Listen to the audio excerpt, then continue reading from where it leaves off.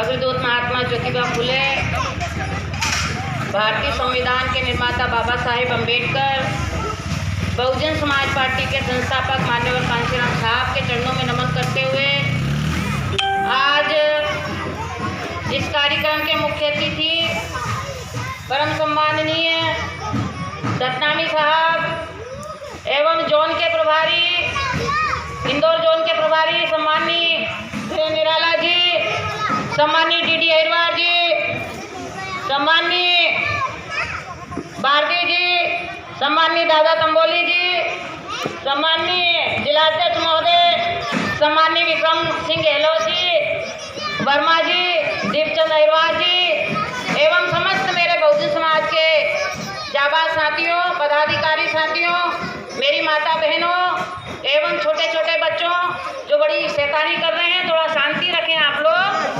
बेटा आप लोग थोड़ा सा चुप रहें। साथियों, आज जो ये कार्यक्रम यहाँ पर रखा गया है, ये बड़े खुशी की बात है कि बहन मायावती जी का आज हम जन्मदिन बड़े धूमधाम से मना रहे हैं। मेरी तो यह इच्छा है कि हर घर में एक बहन मायावती जी पैदा होना चाहिए। इस देश में अगर परिवर्तन करना है और गरीब, शोषित और दबे कुचले समाज को अगर हमें आगे बढ़ाना है तो हर घर में एक मायावती बहन को पैदा करना पड़ेगा। मेरे साथियों,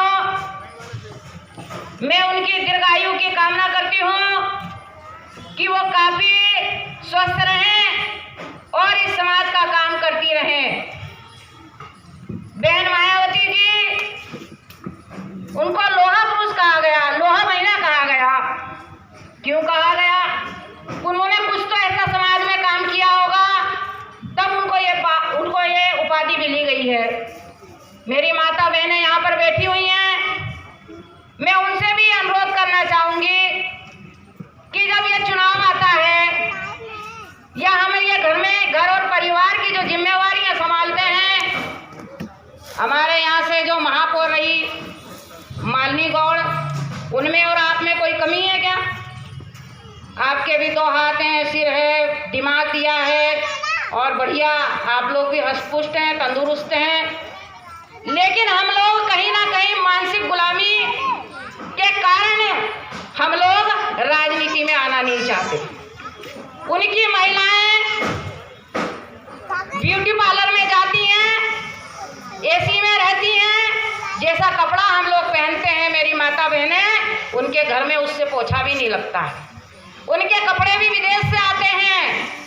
तो मेरी माता बहनों, हम में ऐसी कोई कमी नहीं है जो हम इस काम को नहीं कर सकते हैं।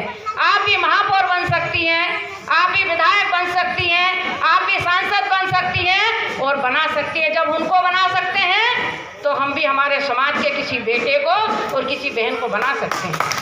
ये अधिकार हमें किसी ने दिया है तो बाबा साहब अम्बेडकर, जिनका हम लोगों ने यहाँ पर तस्वीर लगा रखा है, और हमारे सारे लोग जय भीम कहते हैं। जय भीम बोलने से काम नहीं चलेगा।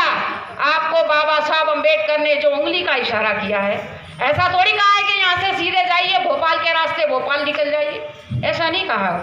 उन्होंने कहा है कि इस देश की सबसे बड़ी जो सांसद है वो सबसे बड़ा मंदिर है, उस पर जा करके कब्जा करो, और हमारी जो विधानसभा है मध्य प्रदेश की, उस पर जा करके कब्जा करो। उन्होंने ये उंगली का इशारा किया है, उनके बच्चों की कुर्बानी दे दी। उन्होंने पूरा जीवन इस बहुजन समाज के लोगों को न्याय दिलाने के लिए कर दिया। आज 70 साल की आज़ादी में आज भी हम लोग गुलामी की जिंदगी जीने के लिए मजबूर हैं। यहाँ पर हम शहर में रह रहे हैं तो किसी को जाति का पता नहीं चलता। मैं ग्रामीण क्षेत्रों में जाती हूँ, वहाँ पर हमारे लोगों की बस्तियाँ अलग होती हैं।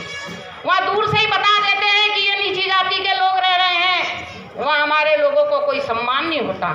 इस देश में जानवरों का सम्मान है, लेकिन हमारे लोगों का सम्मान नहीं है। अगर ये सम्मान किसी ने दिया है तो बाबा साहब अम्बेडकर ने दिया है। ये सूट बूट किसी ने ये पहनाया है, ये शिक्षा का अधिकार दिया है, नौकरियों का अधिकार दिया है, ये धन और धरती का अधिकार अगर किसी ने दिया है तो बाबा साहब अम्बेडकर ने दिया। राम ने नहीं दिया, गांधी ने नहीं दिया, नेहरू ने नहीं दिया, भारतीय जनता पार्टी कांग्रेस ने किसी ने नहीं दिया। अगर अधिकार किसी ने दिया है तो ये महापुरुषों ने दिया है। इन्होंने इनके बच्चों की आहुति दी है। तो मेरे माता बहनों, मेरे भाइयों, मैं आप लोगों से ये अनुरोध करना चाहती हूँ कि जब बाबा साहब अम्बेडकर इस देश के अंदर संघर्ष कर रहे थे तो उस समय तो हम नहीं थे, हमारे पूर्वज थे जिन्होंने उनका साथ दिया। लेकिन मेरे साथियों, उसके बाद में साहब कांशीराम जी आए। साहब कांशीराम जी ने संघर्ष किया और संघर्ष करके हमारी समाज में से एक बहन को पैदा किया। जब उनको पैदा किया, तैयार किया, और जब वो क्षेत्र में जाते थे, काम करते थे, तो बहन मायावती जी से एक बार उन्होंने पूछा कि आप क्या कर रही हैं। जब पहली बार साहब उनसे मिले थे तो उन्होंने कहा कि आप क्या कर रही हैं। बोले मैं साहब पढ़ाई कर रही हूँ। वो टीचर की नौकरी करती थी उस समय पे, और मैं कलेक्टर बनना चाहती हूँ, पढ़ाई कर रही हूँ कलेक्टर की। अगर मैं आपको ऐसा बना दूँ कि कलेक्टर आपकी गाड़ी का दरवाज़ा खोले, तो बहन मायावती जी हंसने लगी। अरे साहब, कहीं ऐसा होता है कि कलेक्टर मेरी गाड़ी का दरवाज़ा खोले? तो साहब ने कहा कि अगर मैं जिस मार्ग पे आपको ले जाना चाहता हूँ, अगर आप उस मार्ग पे चलेंगी तो निश्चित तौर पे आपकी गाड़ी का दरवाज़ा कलेक्टर खोलेगा। तो मेरे साथियों, जब बहन जी ने साहब की बात को माना और समाज में जाकर के उन्होंने काम किया, उनकी बात को पहले लोगों ने नहीं माना था। घर में विरोध हुआ कि पता नहीं राजनीति में जा रही हो, वो तो बेकार है, आपको उसमें नहीं जाना चाहिए। दूसरे जो लोग थे उन्होंने भी विरोध करा, लेकिन बहन मायावती जी अपने पथ पर चलती रहीं, विरोधियों का सामना करती रहीं और डट करके उन्होंने मुकाबला किया।